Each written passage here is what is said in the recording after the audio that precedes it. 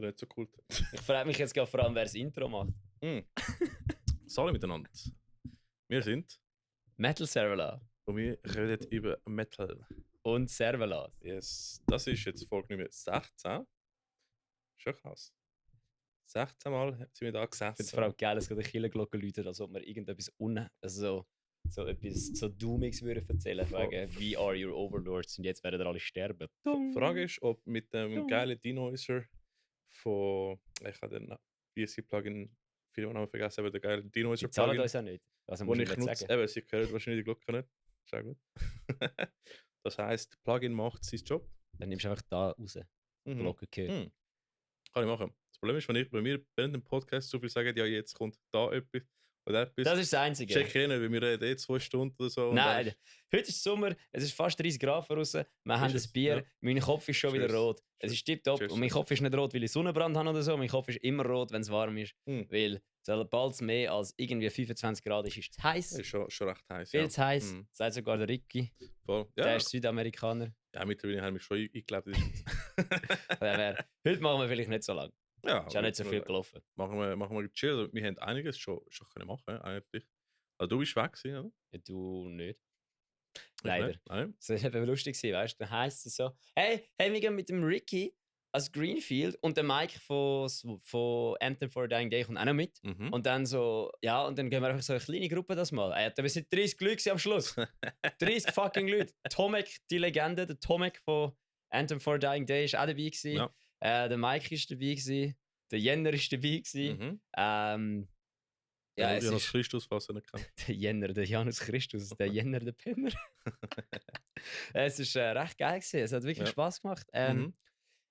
Ich bin öfters einfach mal als Servalo bezeichnet worden, geil. was ich irgendwie auf eine Art schon geil finde, aber auf die andere Seite so. Ja, Finde ich gut, ja. ja, aber Servalo. Mhm. Also es schreit dich Leute einfach an: Schau mal die Wurst! Aber ja, das ist perfekt. Ja, Ja, du ja, hast schon Brand recht. Recognition. Brand Recognition ist gut. Yes. Das ist einfach, weil dir noch niemand Servalo gesagt hat. Alter. Ja, Ich bin ja. als Herr Servalo angesprochen worden. Monsieur Servalo. Das war fucking funny gewesen. Ja, mach jetzt Einmal, wir kommen später noch darauf zurück, einmal ist sogar wirklich ein guter Moment gewesen. Wenn wir das sowieso noch entschuldigen bei einer Band, Mhm. Ja. wenn wir ihren Bandnamen verhunzt hat, können wir Stimmt. jetzt gerade machen. Ja, ja. Wenn wir Mhm. wenn wir das Video einblenden oder wenn wir es einfach selber sagen. Sag mal. Also ich bin auf jeden Fall, wir sind, was war es gewesen? Genau, wir sind dann ist eine rumgelaufen, der Nico und ich sind am letzten Tag so, wir haben gesagt, wir saufen nicht so viel, sind am Mhm. Nachmittag um 3 wieder hackenbreit rumgelaufen. Ja, das ist Greenfield, oder? Irgendwelche Leute gesehen und dann ist eine dort gestanden. Mhm. So, wie hat sie Andrea geheißen? Ja, ist egal.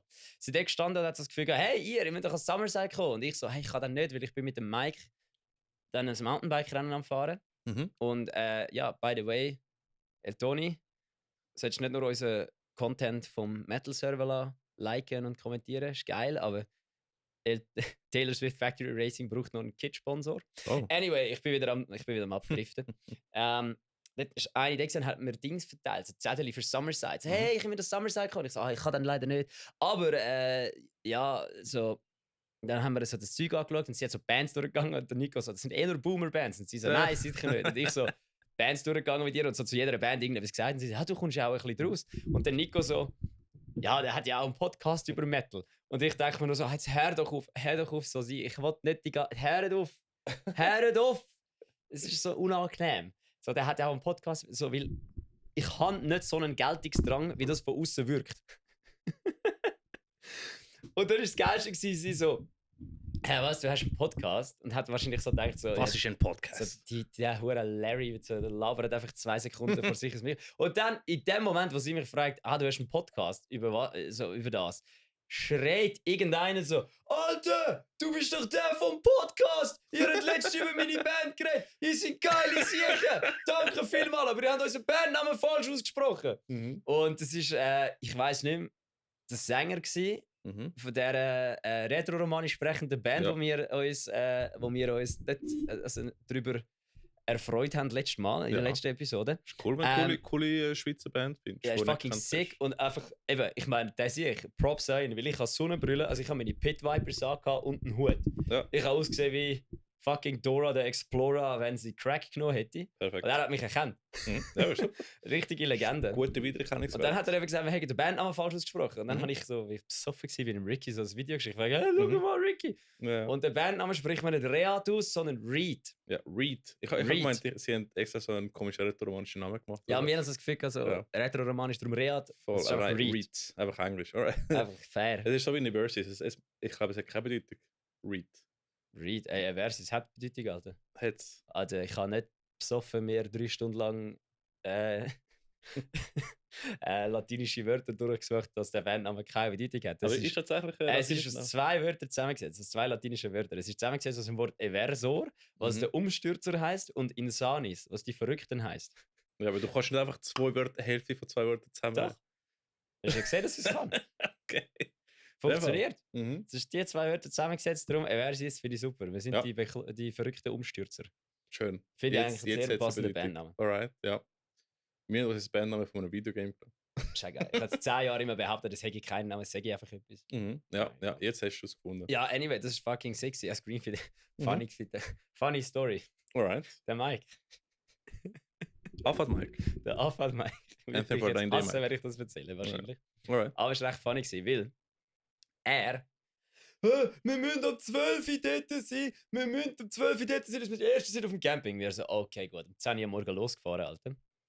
Er, 10 Uhr am Morgen schickt ihm ein Foto von einem Bier, weil sein Mitbewohner fährt. Er so, geil, so. Dann sind wir dort um 12 Uhr. Mhm. Und dann kommen wir auf so einen komischen Zwischenparkplatz. Was heisst, ja, ich muss jetzt da zwischenparken, bis der richtige Parkplatz aufgeht. Und wir also, ja, aber das macht ja keinen Sinn. Mhm. Und nachher sind wir dort auf dem Zwischenparkplatz gewesen, und dann ist der richtige Parkplatz aufgegangen. Das heisst, alle Autos, die von der Straße gekommen sind, haben direkt auf den Parkplatz fahren. Und wir auf dem Zwischenparkplatz haben zuerst müssen mit denen auf dem Zwischenparkplatz kämpfen, zum rauskommen. Und dann mit allen, die von der Straße herkommen, zum reinkommen. Und dann, ja, sind wir nicht mehr die Ersten gewesen. Nicht mehr. Aber ist ja egal, weil es ist ja recht lustig gewesen, weil der Mike und ich sind dann zu Fuß gegangen. Die anderen haben immer die anderen sind mit dem Auto gefahren, bis sie einfach Parktickets posten und haben einfach nur Scheiß gelabert mit den Leuten, die dort am Arbeiten waren. Die eine junge Dame hat nichts zu tun gehabt, außer dass sie mit uns müssen schnurren, weil es sind so 4 Linien gewesen, wo die Autos hätten durchfahren, und bei ihr ist nie jemand durch, weil sie ganz links am Rand gestanden ist. Nachher, ja, dann sind wir irgendwann durch gewesen mit dem. Dann wollte ich ein Auto hinten reinlaufen von uns Ja. zum Parkplatz. Und dann kommt plötzlich so ein Security und schreit mich an, hey, bist du VIP? Und ich so, nein, ich bin kein VIP, wieso? Und er so, ja, dann kannst du hier nicht durch. Und ich so, ja, aber ich habe gerade das Auto von mir mit meinem ganzen Gepäck hier steht. Er so, nee, sorry, du musst jetzt zum Eingang und dann rein und dann. Und ich so, why? Weil, also, ja, nee, das geht nur, wenn du VIP bist da. Und ich so, aber mein Ticket ist dort im Auto. Und er so, ja, nee, sorry, du kannst hier nicht durch. Und ich so, ja, aber Brudi, es ist der Parkplatz.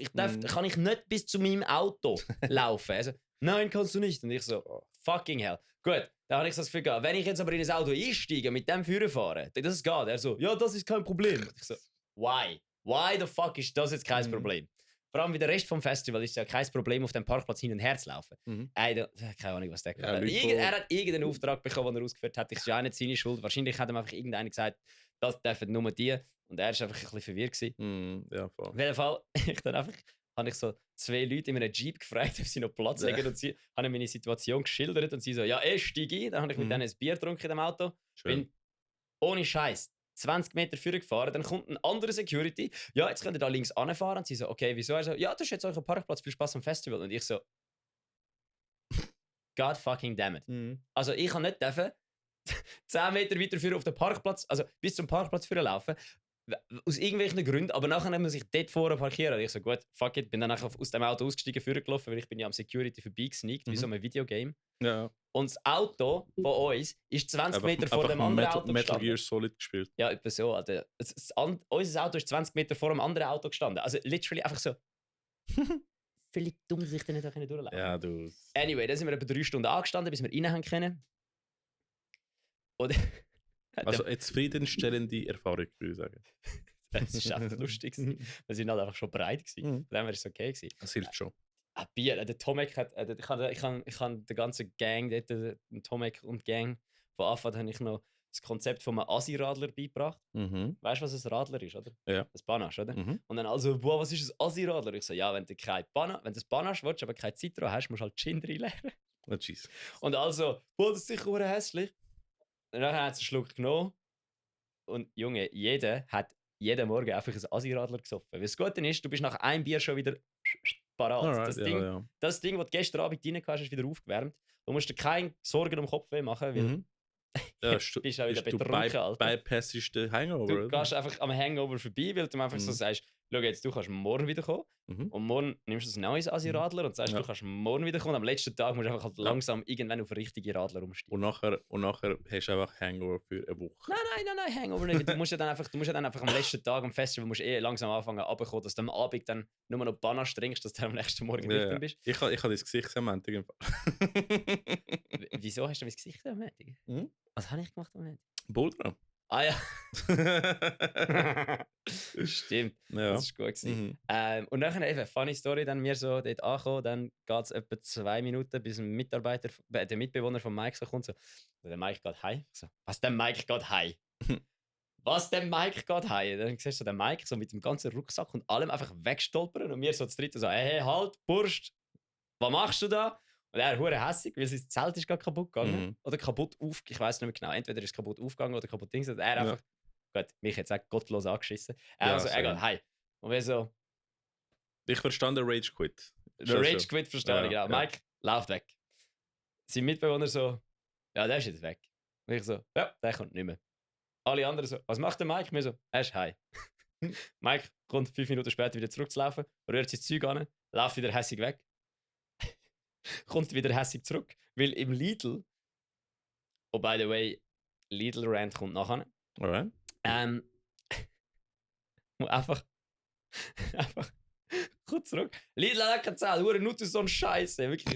By the way, unsere Podcasts sind alle als Explizit. ja, wie heißt es hat auf Deutsch, so eine Kollegin hat mir das Foto geschickt, heute auf dem Fernseher ist es ausgeschrieben. Nicht angebracht. Ja, Nicht ja. angemessen.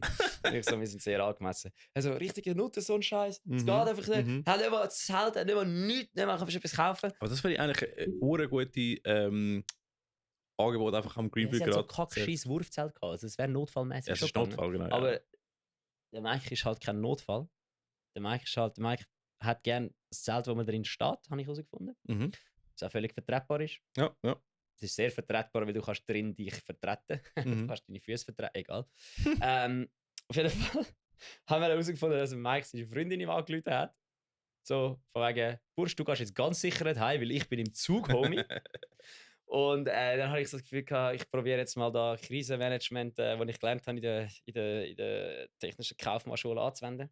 Habe mit dem Mike geredet und so das Gefühl gehabt, hey Mike, wollen wir nicht einfach ein kleines Dorf führen schauen, in der Landi, ob es jetzt Zelt hat. Und er so, schießt nach. Und ich so, Mike, schau, wir trinken jetzt einfach ein Bier und laufen da führen. Und er so, Meine okay, die Alternative ist einfach, du hast mich aber draußen zu schlafen. Du Oder? hast mich auf Bier gehabt. Mhm. Dann sind wir da gelaufen. Ich habe so den Landi angerufen, unsere Situation geschildert. Die Dame in der Landi hat gemeint, wir sind vom Festival und wir brauchen das Festzelt. Hat dann gesagt, sie hätten kein so grosses Zelt. Und ich so, einfach ein Zelt zum drin schlafen. Ah ja, nein, das haben wir. Kommen wir vorbei. Mhm. Dann sind wir dort vorne, sind im Bus eingestiegen, sind mit dem Gar, weil es ja der erste Tag war, sind wir einfach mit dem Shuttlebus auf Interlaken reingefahren, sind vor dem Landi ausgestiegen, sind in Land rein. Dort hat es ein Viererzelt gehabt. Dann war ich so, ja, das könnte notfallmäßig gehen. Sind wir in einen Outdoor-Laden. Dort hat es kein Zelt gehabt. Fucking Outdoor-Laden ohne Zelt. Damn, The right. hell. Dann sind wir in Jumbo. Jumbo hat sie gesagt, da haben wir Zelt. Dann sind so ein Kackzelt gehabt. Und sie so, Mhm. aber da haben wir noch eine Wühlkiste mit Ausverkaufwaren. Es hat einfach Zelt gehabt mit 50% Rabatt. Eines von Nice. diesen Zelten war ein 5-Personen-Zelt. Mhm. Dann Mike so, alright, hat sich das 5-Personen-Zelt gekauft, hat das grösste fucking Zelt gehabt, das ich je gesehen habe auf dem Campingplatz. Und wir sind safe gewesen. Mhm. Es war recht lustig gewesen.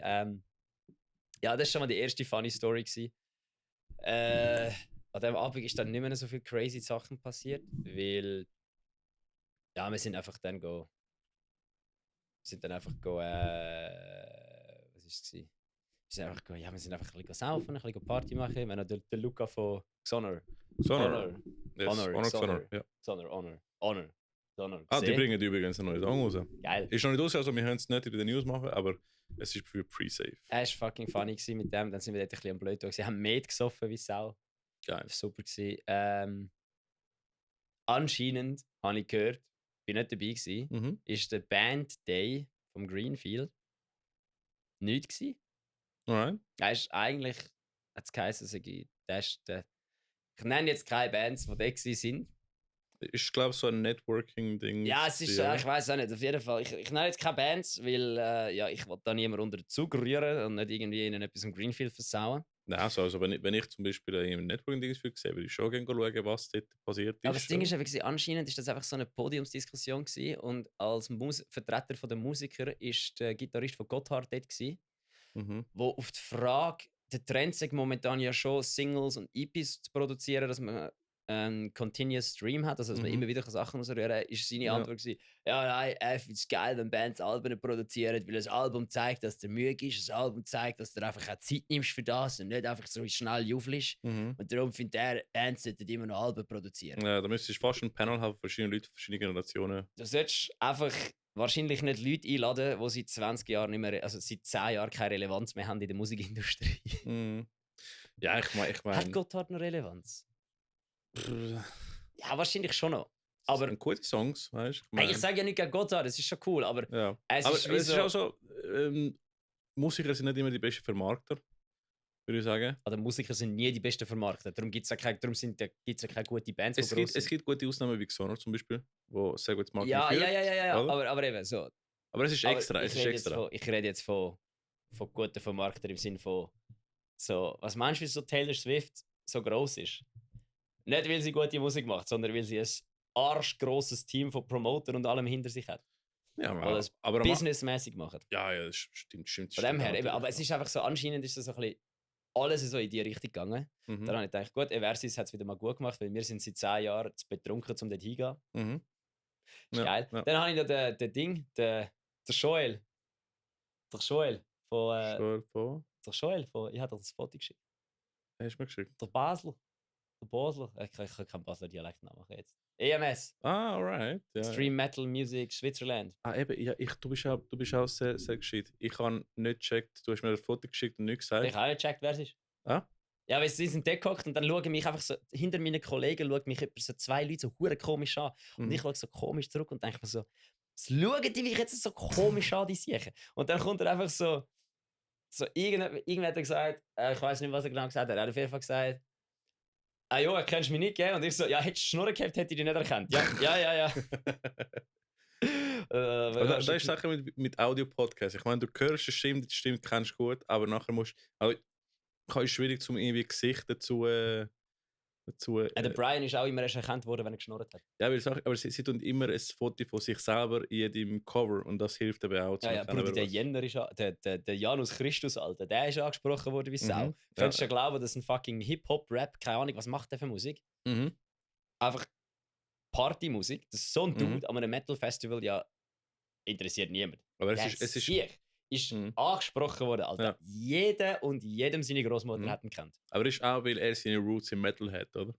Ja, ich glaube schon. Oder? Ich glaube, in Pumpen der recht viel Metal hat. Ja, natürlich. Ich meine, Metalheads haben auch ein gutes Sense of Humor, habe ich das Gefühl. Oder hast du schon mal Metalheads kennengelernt? Ja, sicher. Ja, okay. Also es gibt jede Art und Weise. Ich habe einfach vergessen, wie viel. Weil wir nur immer also diese Konzerte sind, wo wir die Musik hören, habe ich einfach vergessen, was für Leute effektiv dort so Musik hören.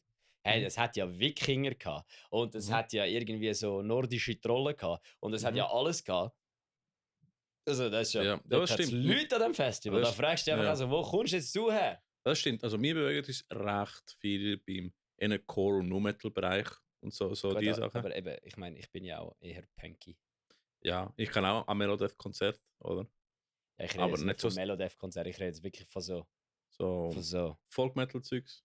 Ja, so wirklich so Waldtrollen und so Zeugs. Ja, ja, ich weiß, was du meinst. So hat die Leute so ausgesehen. Voll. Ist auch coole Musik zum Hören, aber ich kann auch selten. Also es gibt aber nicht so viel, ich habe das Gefühl, nicht so viele Konzerte in der Umgebung. Es gibt auch viele so Konzerte, wir kennen es einfach nicht. Ist einfach immer in einem Mittelalterfest. Wahrscheinlich, oder? Ja, apropos Mittelalterfest, hat auch einen Mittelaltermarkt gehabt. Geil. Der Kollege und ich haben ein gutes Foto gemacht. Ich habe es leider nicht. Egal. Ja, es klingt nach einer fucking Party, Alter. Alter, wir haben so dumme Scheiß gemacht an dem Festival. Was würdest du sagen, ist das Highlight von Greenfield für dich? Meinst du es musikalisch oder neben dem Dings? Ich finde, fangen wir mit neben dem Dings. Einfach random Scheiß. Shit, Alter. Es ist so viel random Shit passiert. Kollegin hat den besten Tag vor ihrem Leben gehabt. Sie ist als Festival, weil sie unbedingt eben am Marvin Slipknot hören. Mhm. Also, wie der Tomek sie dann genannt hat, Ramon am Arsch. Also, es war grandios. Mhm. Ja, die hat unbedingt Dings hören. Und dann stehe ich am letzten Tag, also am Samstag, stehe ich auf. Und wir haben, wir hatten das Gefühl, wir gehen früher heim heute, wir gehen am Samstag schon heim, weil äh, die letzten Acts interessieren uns nicht wirklich. Mhm. Und wir könnten dann halt am Sonntagmorgen die Heime aufwachen, anstatt am Arsch in einem Zelt und noch heimfahren. Mhm. Und dann bin ich am Samstagmorgen aufgestanden. Dann ist die Kollegin auf dem Campingstuhl einfach flotschnass, richtig hässig, kein Bock auf nichts. Mhm. Und ich frage, und ich so, was ist los? Und alle sind schon 4, es sind noch nicht so viele wach gewesen, es sind etwa so 3, 4, 5 Leute wach gewesen. Und alle einfach so, oh Jesse, was ist denn los? Und sie einfach so, fickt euch alle, fickt euch alle. Und dann einfach so, Simon, siehst du den Pavillon dort hinten? Der was? Der Pavillon, weißt du? Ja. Und ich so, welcher? Der dort so komisch am Boden liegt. Und sie so, also, ja. Weißt du, auf was der drauf liegt? Ich so, nein. Auf der Jessie ihrem Zelt. Oh, fuck. Und ich so, aha. Und dann einer, aber das ist nicht mehr der Jessie ihr Zelt, das ist jetzt ihre Badwanne. Es hat geregnet. Ah, Und dann ist einfach scheiße. der fucking Pavillon Oh, shit. zusammengekracht, alles nass gewesen, alles am Boden. Sie flotschnass haben irgendwie sind nicht aus dem Zelt rausgekommen, weil der Pavillon drauf ist und der Kollege und ich so, ja, hättet ihr uns einfach geholt, wir hätten euch schon geholfen, aus dem Zelt rausgekommen. Und sie so, ja, ihr dummen Scheiben. Und nachher haben wir die ganze Zeit irgendwie so, also wir sind nicht gemein zu ihnen, wir haben einfach immer so lustige Witze gemacht wegen dem Pavillon. Dann hat sie mit mir schnupfen und so fragt mich so, ob ich einen guten Schnupfspruch kenne und ich so, jawohl, lieber eine Tauben auf dem Dach als ein Pavillon auf dem Zelt. Und sie so, haha, dann haben wir das einen ganzen Morgen lang recht lustig gehabt. Ja. Und dann sind wir doch geblieben. Nein, wir sind dann heim. Weil jetzt kommt's. Nein, sie hat unbedingt gehen, am Marv schauen. Mhm. Dann irgendwann am Nachmittag, ich weiß nicht mehr genau wieso, haben sie irgendwie. Auf jeden Fall ist sie mit dem Stuhl hinausgefallen. Ah, das ja. Hat sich den Kopf angeschlagen. Mhm. Und ja, der Nico und ich haben kurz Nothilfe spielen. Mhm. Weil nachdem sie so 2 Minuten dort gelegen ist, hat meine Freundin plötzlich so gefragt: Hey Silvan, kannst du mal schnell schauen? Wieso auch immer ich muss schauen, sie schafft das Pfleger oder? Also, egal. Vielleicht einfach, ja, so Silvan-Katastrophenhilfe, du kannst das. Mhm. Und dann ist sie dort gelegen. Und dann habe ich sie so ein paar Sachen gefragt. Und dann habe ich ziemlich schnell mal das Gefühl gehabt, so gut. Mhm. Wir brauchen wahrscheinlich Sanis, weil ich bin mir fast sicher, dass du eine Hirnerschütterung hast. Und dann, ja. Was hast du für einen Test gemacht? Mit dem Finger? Oder? Nein, ich habe sie gefragt, ob sie aufsitzen kann. Und sie hat, als sie den Kopf aufgetan hat, gesagt, es wird ihr schwarz vor Augen und es ist ihr trümmelig und schlecht. Oh shit, alright. Also, Das ist alarmierend. Ja. Nicht viele Tests machen. Aha, Nein, ich kann ja keine Tests machen. Ich kann einfach anhand von dem, was ich sie gefragt habe und sie gesagt hat, dann das ist sicher irgendeine leichte Hirnerschütterung. Weil also irgendetwas muss es gewesen sein. Ja. Dann sind Sanis gekommen. Alter. Nein, jetzt keinen Namen. Aber wir sind duschen am ersten Abend mit Bier und Boxen und allem. Dann ist jemand haben wir aufgegabelt auf dem Weg. Du kennst, gesagt, nachher wer es war. Auf jeden Fall sind wir dann duschen und er hat eigentlich gar nicht duschen. Er ist nicht geplant, um duschen zu gehen. Er ist einfach auch mit uns mitgekommen. Ja. Ist ohne Duschzeug einfach unter der Dusche gestanden und nachher wieder nasse Kleider rein. Und der Kollege hat Whisky Cola dabei gehabt, wir haben alle Bier dabei gehabt und dann sind wir einfach ein bisschen am Saufen gewesen und eine Party machen. Die Security ist wieder voll am Durchdrehen, weil sie nicht gecheckt haben, was abgeht und es nicht in die Dusche hinein können. Ja. Und ja, irgendwann also wir haben dann einfach 1,5 Liter Flasche Whisky Cola gesoffen. Damn. Sorry, Jameson Cola. Und ja, dann ist der plötzlich hure Zweig und in der Dusche schon zweimal umgekehrt, Alter.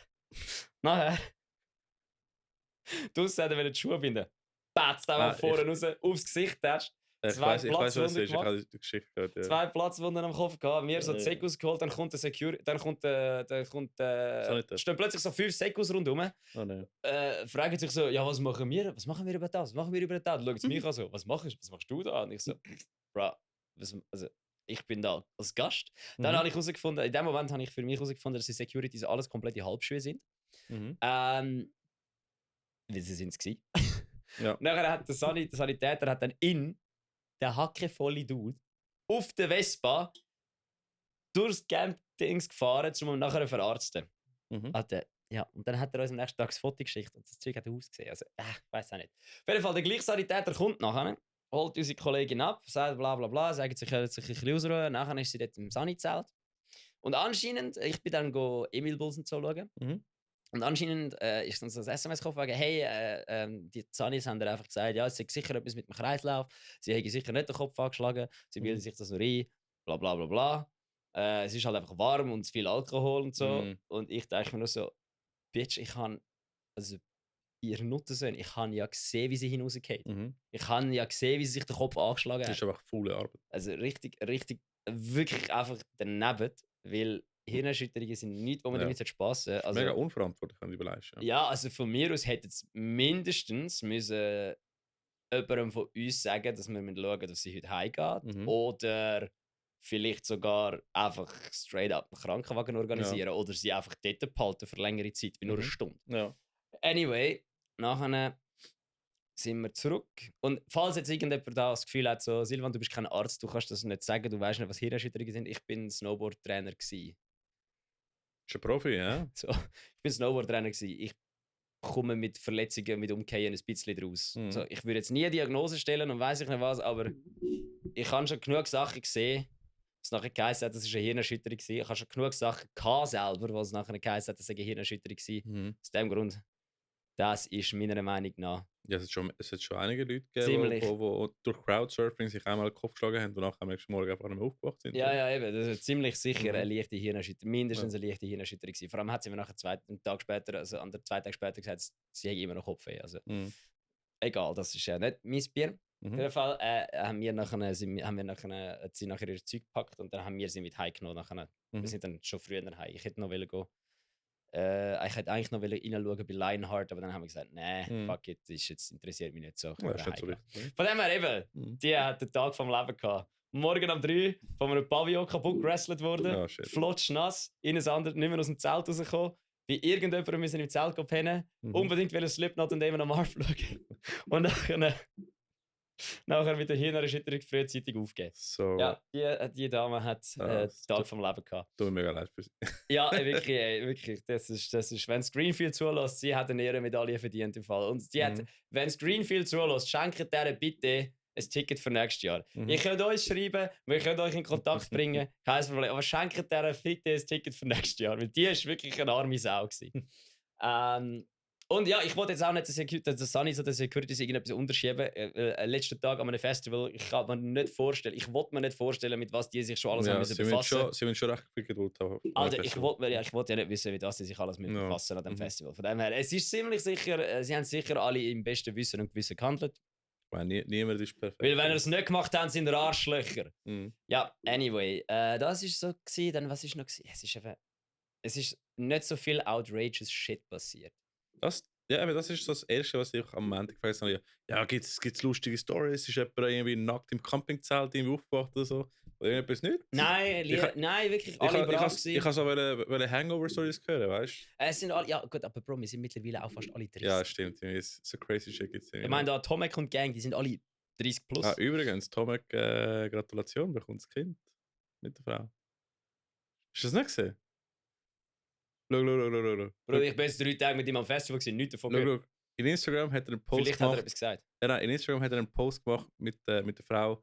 Ja, sie fangen eine neue Band an und es sind einfach 2 3 Gitarren. Gitarren! Und Ah! eine kleine Gitarre. Und ich habe gemeint, oh shit, die fangen eine neue Band, cool. 3 Stunden später sagen meine Freundin so, du, das ist keine Band, das ist das Kind. Und ich so, what? Das war einfach eine kleine Gitarre gewesen. Und ich habe es nicht gecheckt. Ja, wir sind im Fall beide dumm. Beide dumm. Ja gut, vielleicht, eben, wie Ich gesagt, habe gemeint, sie machen jetzt so ein bisschen, ja, Pop-Rock oder so. wie gesagt Tomek und ich haben Asi-Radler gesoffen jeden Morgen. Vielleicht hat er einmal etwas gesagt und ich habe es einfach nicht mitbekommen. Ist gut möglich. Möglich, aber ja. Es war wirklich geil, Legendentruppe, wirklich Mhm. cool gewesen.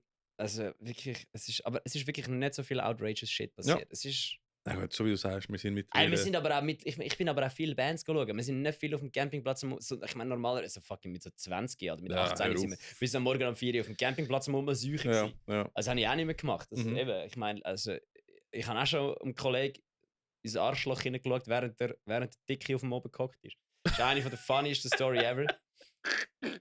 Vielleicht erzählen wir es noch in meinem Podcast. Alright. Aber das Bleibe ist gespannt. wirklich eine der lustigsten Stories Ja. ever gewesen. Aber in dem Fall, Eben, das waren die Highlights dort, so ist Ey, musikalische outrageous shit. Highlights. Ich weiss nicht, also falls ihr am Greenfield gewesen seid und ihr habt richtigen outrageous Shit erlebt, so Leute, die in Einkaufswagen aufeinander losbollern und einfach schlägeln, Jackass-Style. schickt uns eine Videonachricht, macht eine Sprachmemo, wir sind dabei. Unbedingt. Wir tun es sehr gerne da abspielen. Ich bin mir sicher, es ist irgend so etwas Dummes passiert, Ja, aber ich habe sicher es jetzt hat auch vergessen. dummer Irgend Scheiß so gelaufen, richtig ja. Dummer Scheiß ist sicher. Ja, also wir sind auch, es ist fucking 30 Grad gewesen oder so, oder Sonne, und wir sind über schauen und wir so, ja, also ich habe schon einen Hitzschlag gehabt zu dem Zeitpunkt, so, chill, ich sollte jetzt mal ein bisschen chillen. Gehen über schauen, so, ja, ich gehe jetzt führen, dann trinke ich Wasser und dann nach über trinke ich das erste Bier. Ja, wir haben uns während über wieder 4 Bier reingestellt, völlig blöd da. Also, So by the way, schlau. über perfekte Band, um ein Festival zu öffnen. Fucking lit gewesen. Über Geil. Prime. Richtig Prime. Bevor mir irgendjemand fragt, ich bin nicht Lorna Shore schauen, ich finde sie Nicht? immer noch nicht interessant. Mein Gott, das Sorry, hätte ich schon geschaut. Bro, die Parkway Drive hat gespielt gleichzeitig. Ah, alright, ja. Was haben sie Parkway Drive hat die alten Bangers gespielt, oder fucking Sleepwalker. Aber haben Parkway und so. Drive in der grossen Bühne gespielt oder Lorna Ja. Shore? Alright. Also, Lorna Shore spielt hoffentlich nicht auf der großen Bühne, wenn Parkway Drive spielt. Alright. Parkway Drive hat mich aber enttäuscht. Ja? Viel zu wenig Feuer, Alter. Ich wollte, also, seit sie dort 2019 am Greenfield gespielt haben und einfach alles brennt hat, wo sie dort gestanden sind und die ganze Bühne 24/7 brennt haben, wo links und rechts von der Bühne einfach so Feuer explodiert ist. Sie haben nur etwa 3-4 Songs Feuer gehabt. Ja, geil, eine moderne Power Metal Band braucht ein bisschen Feuer. Aber die haben nur etwa 3-4 Feuer gehabt in den Songs. Das ist einfach so. Sorry, Alter. Also, wenn ich jetzt Parkway Drive sehe, ich will, dass Rammstein keine Daseinsberechtigung mehr hat. Weil da einfach. Und dann ist nicht so viel gewesen, nur so ein bisschen. Ja, gut. Trotzdem Sie müssen ja mit allen Teilen, ja. Parkway Drive schon sick gewesen, Alter. Parkway Drive schon sick gewesen. Ja, irgendwelche outrageous Shit. Was haben wir? Nein, muss nicht. Also auch musikalisch. Ja, wir sind öfters auch mit den Hosen drinnen vor einer Bühne gestanden, das ist sicher auch passiert. Alright. Der Nico und ich haben einfach Scheiß gemacht. Der Mike und ich haben einfach Scheiß gelabert. Ja. Passt dazu, gehört dazu, oder? Der Janis hat auch einfach Scheiß gelabert die ganze Zeit. Es ist eigentlich, also ja, es liegt halt einfach, glaube wirklich daran, dass wir viele Bands schauen und nicht einfach nur auf dem Campingplatz blöd rumgetatscht haben. Das ist auch gut, By the oder? way, ich habe das UNO-Turnier verpasst, das hat mich angeschissen. Ja. Flankeball-Turnier habe ich auch verpasst. Was ist nicht verpasst? Brian und ich haben keine Woche gehabt, um etwas zu machen am Samstagmorgen. Ich habe gehört, die haben einen kleinen Podcast machen. Ja, wir haben etwas machen, aber dann, der Brian ist erst am Freitagmittag irgendwann gekommen. Und ich habe gedacht, wir könnten am Freitag etwas machen, weil das wäre der perfekte Tag. Hast schon einen Tag aufwärmen gehabt. Dieser am Samstagmorgen, es hat den ganzen fucking, eigentlich hätte es am Donnerstag nicht sollen regnen. Und dann hat es aber vom Donnerstagnachmittag an bis am Samstagmorgen durchgeschifft. Und dann sind wir dort aufgestanden und einfach das Gefühl gehabt, nee, jetzt mag ich nicht mehr. Ja, verstehe ich, ja. Und dann, jetzt ist, ja. Nein, es ist wirklich nicht so, es ist nicht so wild gewesen. Aber ich glaube, es liegt wirklich einfach daran, dass wir, es ist auch nicht mehr, es verleitet auch nicht mehr so zum wild sein, weil eben der Lidl ist jetzt, du hast nicht mehr einfach in den Laden rein können. Du hast jetzt müssen vorne dran mit so einer Liste ausfüllen, was du willst. Und es hat fast nichts mehr gehabt zum Kaufen. Also nur noch so Zahnbürsten und so Würste und irgendetwas. Also du hast nichts mehr Gescheites können kaufen dort. Lidl ist dann so harassed worden auf Social Media, dass sie ein Statement ausdrucken und anmachen. Ja, weil die letzten Jahre hat es einfach immer einen Laden gehabt, so einen richtigen Laden, so einen richtigen Aldi oder einen Lidl, wo du einfach reinlaufen und etwas kaufen. Und jetzt hast du draußen irgendwie 1,5 Stunden anstehen und weiss ich nicht was alles. Dafür haben sie nachher alle den Scheiß, wo halt jeder immer hat wollen, haben sie draußen gemacht, in so einem Markt, auf so einem Marktplatz. Mit, gut, das Morgen dort war geil gewesen, für 8 Stunden so Bohnen, so Beans, Herdäpfel, Fleisch, Speck und Ei gegeben. Das war sick gewesen.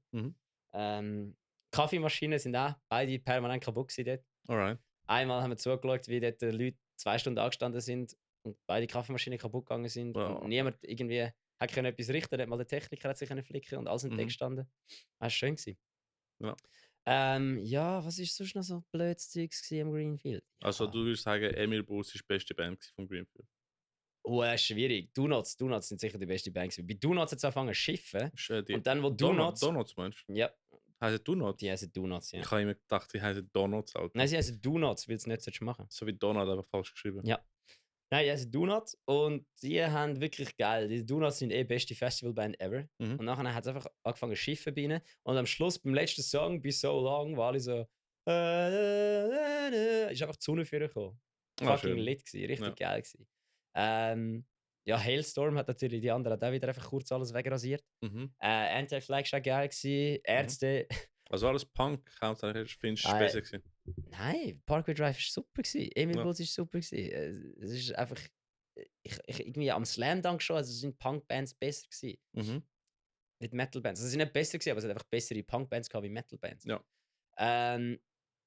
Ja, also Emil Bulls, wenn ihr Emil Bulls nicht kennt, gönnt euch. Mhm. Geilste Band ever, meiner Meinung nach. Ja. Was haben wir noch? Den vor. Weißt du, 12 Sleeps war Jahre ein bisschen gewesen. enttäuschend gewesen, weil der Sänger hat so viel Distortion auf den Vocals gehabt, dass du ihn einfach nicht mehr gehört hast. Wow, she Das sleeps. hat ihm einfach, wie wenn er in einen Boss-Metal-Zone rein wäre mit seinem Mikrofon jetzt tönt. Na gut. Einfach so viel Distortion drauf gehabt, dass er gar nicht mehr durchgekommen ist. Mhm.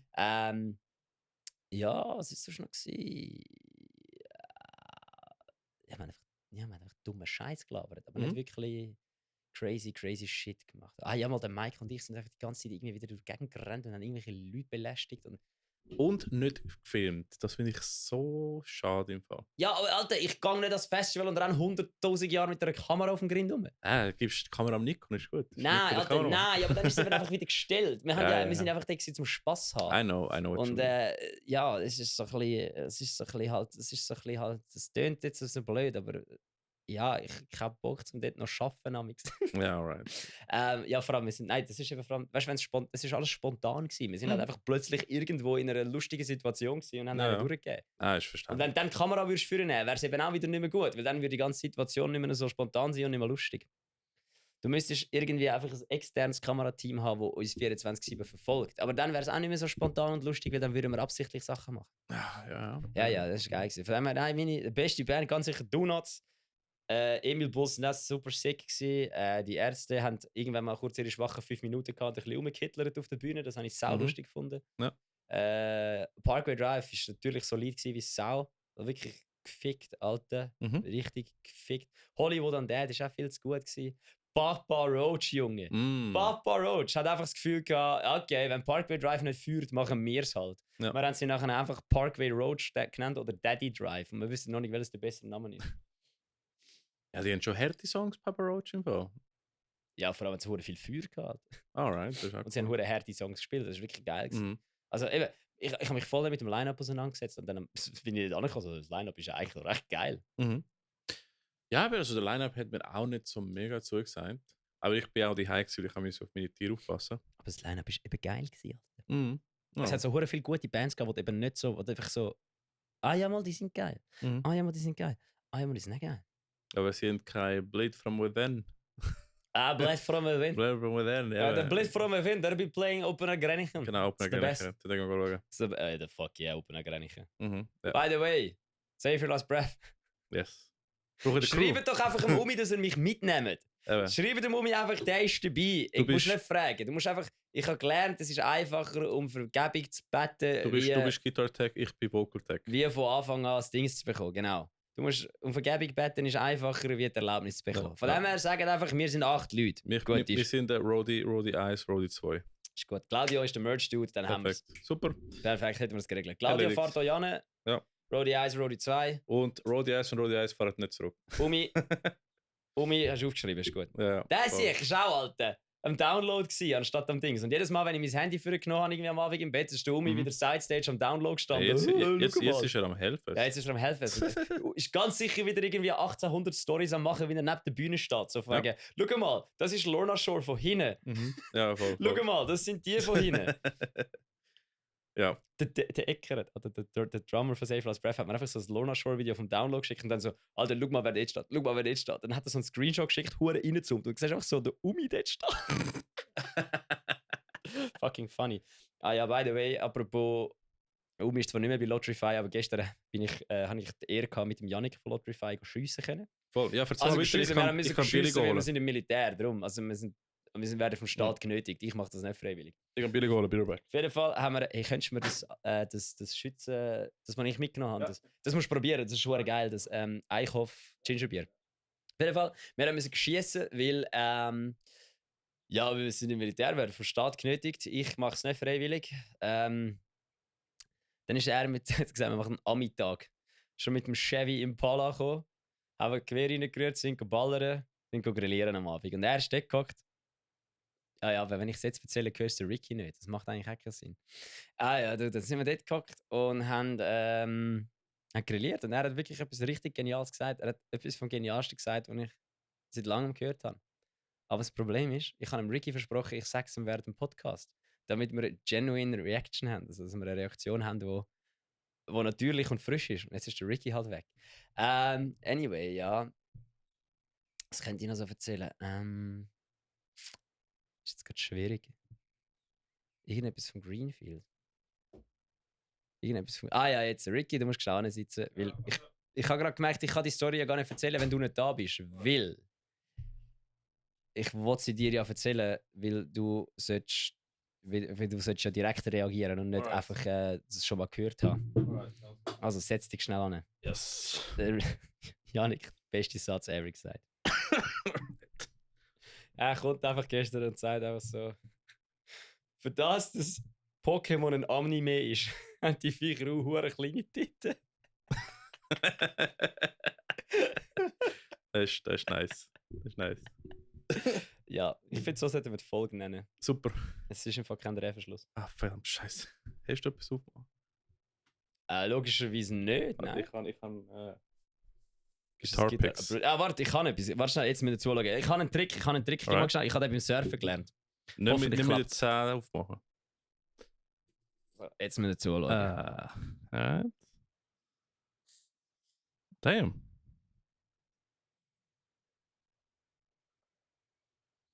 Alright. What? Ist offen, hast du gesehen? Crazy. So, nimmst das Bier und du nimmst das Bier. Ich erkläre es schnell für die zuhören. Du nimmst das Bier, hebst es zwischen deinem Daumen, klemmst es zwischen deinem Daumen und dem Zeigefinger ein. Ja. So in deinem Handballen. Dann nimmst du das andere Bier und hebst es auf etwa Mitte vom Flaschenhals an mit dem Deckel. Und dann drückst du die Hure sich einfach zusammen. Und du hörst jetzt schon, wie es geht. Dann musst du ein bisschen drehen. Ich habe jetzt etwas Neues gelernt für Leben. Drehen und wenn du Glück hast. Lifehacks. Damn. Alright. Cool. Cool Scheiß. Tschüss. Viva. Neue Lifehack gelernt. Siehst du? Mit Bellservola. Lernst du Zeugs. Wo sind wir stehen geblieben? Der Janik und Pokémon mit kleinen Titten. Ah ja, genau. Ja, das war eigentlich schon alles gewesen. Ja, aber Scheiss ist gut gewesen. Ja, hast du einen Dienst erfüllt zum Vaterland? Ich habe bestanden und meinen Dienst fürs Vaterland erfüllt, ja. Gut, ja. Vor allem, was ich das Wichtigste gefunden habe, ich habe mein Gewehr noch gefunden. Hätte ich ein Problem, wenn ich das nicht mehr hätte. Ja, das wäre nicht gut. Nein, das wäre gar nicht gut. Ja. Nein, aber eben, du bist Greenfield gewesen, ich nicht. Aber du bist am Konzert von Fear Lab, Sons of Coherence und Radio ich Strange. Ich habe gefunden, statt irgendwie internationale Bands unterstützen, habe ich lieber lokale Bands gesehen. Er ist eben real, ich nicht. Real as fuck, bitch. Und ja, ich bin ja in Winter gewesen. Ich bin, glaube nur einmal an einem Konzert in Winter gewesen vorher. Und das ist mein zweites. Das war fucking funny gewesen, weil er schreibt mir so. Und ich so, geil. Und dann fragt er mal weiterschreiben und ich so, Alter, was ist bei euch los? Ja, warte schon, weil ich muss es erzählen. Ja, eben, ich sage nicht mehr. Es ist schon interessant, habe ich gesehen. Eben, zweites Mal in Winter für ein Konzert. Erstes Mal war vor 10 Jahren oder so. Billy Talent. Nein, ich habe Eloeti. Havoc gesehen. Havoc? Ja, Havoc mit Angelus Apatrida und Goat Whore. Im Gasfeld. Goat Whore ist so eine gute Band. So ein Name. Ja, nein. Und, nein, aber ich bin diesmal wieder mal im Winter gewesen. Ich kenne Winter eigentlich nicht, also ich bin die ganze Zeit mit Google Maps am schauen, weil ich bin nicht von dort und ich bin reingegangen. Weißt du, real. Und dann bin ich... Alle anderen sind mit mir am Greenfield gewesen. Ja, aber genau, alle sind, also, ich meine, alle sind weg gewesen.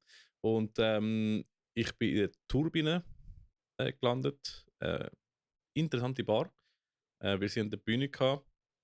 Es ist so, wie als wenn im April oben würdest das Konzert spielen. Es ist Shit, Alter. Ich habe dort während der Musikfestwoche, wir haben ja mal während der Musikfestwoche gespielt. Wir sind auf dem Plakat gestanden. In dieser Bar. Ja. Es gibt ein Foto von innen. Die Lexi hat ein Foto von innen gemacht, wie der Luca und ich, also der Butch, der Sänger von uns und ich, uns anschauen.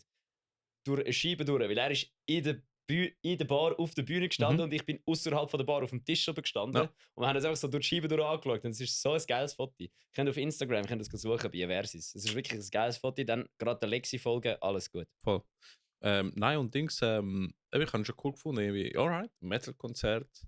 Und du hast einfach Glasscheiben gehabt, oder? Ich meine, Mhm. von draußen hast du gesehen, du kannst einfach durchlaufen und plötzlich siehst du einfach Leute am Metal spielen und so, oh damn, alright, kann ich schauen. Das ist auch ein Gratis-Konzert gewesen. Genau so bist du angelaufen. So, per Zufall zu Ja, Vinti. genau. Da spielt eine Metalband. Voll. Nein, und dann habe ich die Jungs, also Radio Strange haben zuerst gespielt, sehr cool.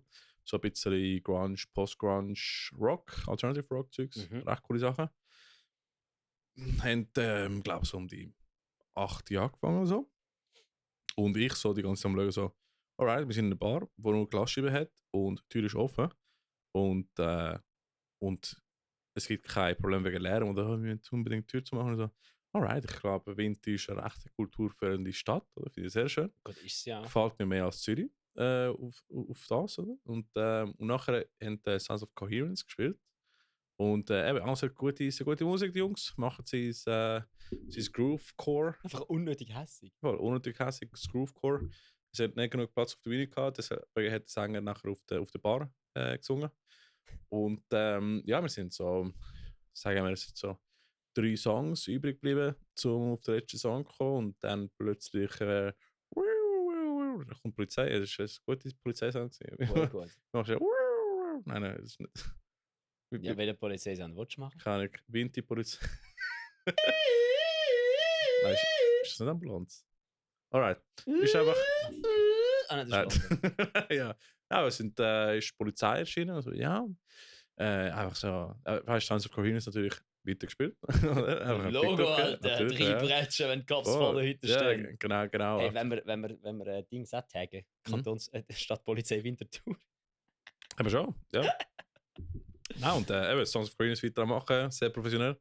Habe ich gut gefunden. Und nachher eben Bartender sind rausgegangen, mit denen go reden, während dem Sons of Coherence am Pig Squeeze machen sind. Und sehr schöne Moment gewesen. Und Am Pix, jetzt kommt am Pix. Mein Gott. ich kann auch, das ist nicht extra gesehen, aber es ist fucking brilliant as fuck. Das ist brilliant. Oh, ja. ja. Nein, und dann, ja, das Lustige war, nachher haben sie quasi am Mischer gesagt, ja, er muss unbedingt leisiger mischen. Und ich einfach im Kopf, Brudi, Schlagzeug alleine trifft schon 100 dB, was willst du denn noch mehr? So Und- hat das denke Eben, und nachher, Leisliger mischen. Ja, ich mache mal ein bisschen Leisliger. ja, Hat er ja. einfach Leisliger gemischt, aber Und der nachher- Amp ist halt immer noch gleich laut auf der Bühne. Nein, und nachher ist einfach, du hast Schlagzeug viel gehört und Vocals und Gitarre hast einfach nicht mehr wirklich gehört. Und ich so, alright, schade, ich verstehe, aber es ist schade für mich, oder? Ich kann nicht anders. Aber jetzt, ob du dann ein bisschen lauter gemacht hättest, Gitarre oder nicht, das hätte ich keinen Unterschied gemacht. Also das habe ich auch. Weißt du, go harder, go home. Ja. Aber du, ja.